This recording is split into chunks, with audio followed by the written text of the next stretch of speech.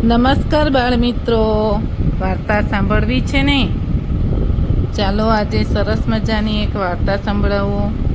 વાર્તાનું નામ છે બબલુની ધમાલ. એક જંગલમાં બબલુ નામનું સસલાનું બચ્ચું એના મમ્મી પપ્પા સાથે રહેતું હતું.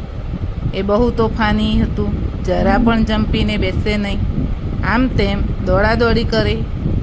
એની મમ્મી કેટલું ના પાડે કે બહુ દોડ નહીં, વાગી જશે, પણ માને એ બીજા. બબલુ તો વધારે ને વધારે દોડે, સાથે સાથે ગાતું જાય, મજા પડે ભાઈ મજા પડે, દોડવાની મજા પડે, મમ્મી પાડે ના પપ્પા પાડે ના, એમને શું ખબર પડે, દોડવાની કેવી મજા પડે ભાઈ મજા પડે. આમ બબલુ તો રોજ એની મસ્તીમાં દોડાદોડ કરી મૂકે. એના બધા ભાઈબંધો ના પાડે તો પણ એ માને નહીં.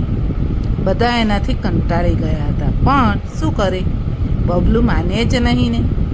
એકવાર બધા ભાઈબંધો ભેગા થયા અને વાતો કરવા લાગ્યા. સકરું શિયાળ બોલ્યું, સાંભળ્યું છે બાજુના ગામમાં એક મોટો મેળો ભરાયો છે, આપણે બધા ત્યાં જઈએ તો કેવું રહે?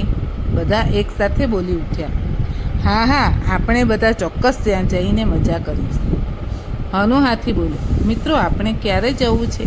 શિયાળ બોલ્યું, આપણે રવિવારે જઈએ, એ સારું, બધાને રજા હોય. બધા કહે, હા શિયાળ, તારી વાત સાચી છે, આપણે રવિવારે જઈશું. 2 દિવસની વાર છે, બધા તૈયારી કરી રાખજો. આ સાંભળી બબલુ તો ખૂબ જ ખુશ થઈ ગયું અને જોરથી દોડવા લાગ્યું. એની માને કહેવા માટે ઉતાવળું થયું અને વાયુ વેગે દોડવા લાગ્યું. એ ઘર પાસે પહોંચવાની તૈયારીમાં હતું ને એક પથ્થર આડો આવતા એ તો જોરથી પડ્યું. એના માથામાં પથ્થર વાગવાથી લોહી નીકળવા લાગ્યું અને પગે ફ્રેક્ચર થયું. એ તો જોરથી રડવા લાગ્યું. બબલુનો અવાજ સાંભળી એની મા દોડતી બહાર આવી અને બબલુને ઉચકીને વહાલ કરવા લાગી. બબલુને આટલું બધું વાગેલું જોઈ એ પણ રડવા લાગી. થોડી વાર પછી એ શાંત થઈ અને બબલુને દવાખાને લઈ ગઈ. દુખાવાના કારણે બબલુ બરાબર રડતું હતું. એના બધા ભાઈબંધોને ખબર પડી એટલે દવાખાને ખબર લેવા આવ્યા.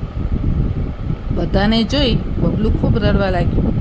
બધાએ એને છાનું રાખ્યું. બબલુને મનોમન પોતાની ભૂલ સમજાઈ.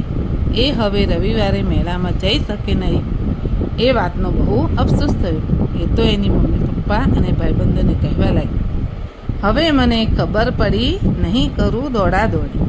સલાહ તમારી મોટી, જીદ મારી ખોટી. સલાહ તમારી ના માની, ના ચાલી મારી મનમાની. બબલુની મમ્મી પપ્પાએ એના માથે હાથ ફેરવ્યો અને આરામ કરવા જણાવ્યું. બધા ભાઈબંધોએ બબલુને મેળામાંથી એના માટે રમકડા લાવવાનું કહી સૌ છૂટા પડ્યા. તો જોયું ને બાળ મિત્રો, બબલુની જેમ આપણે પણ ધમાલ કરીએ, દોડાદોડી કરીએ તો વાગી જાય. એટલે આપણે દોડાદોડી કરવી જોઈએ નહીં, ખોટી વધારાની ધમાલ ના કરવી જોઈએ.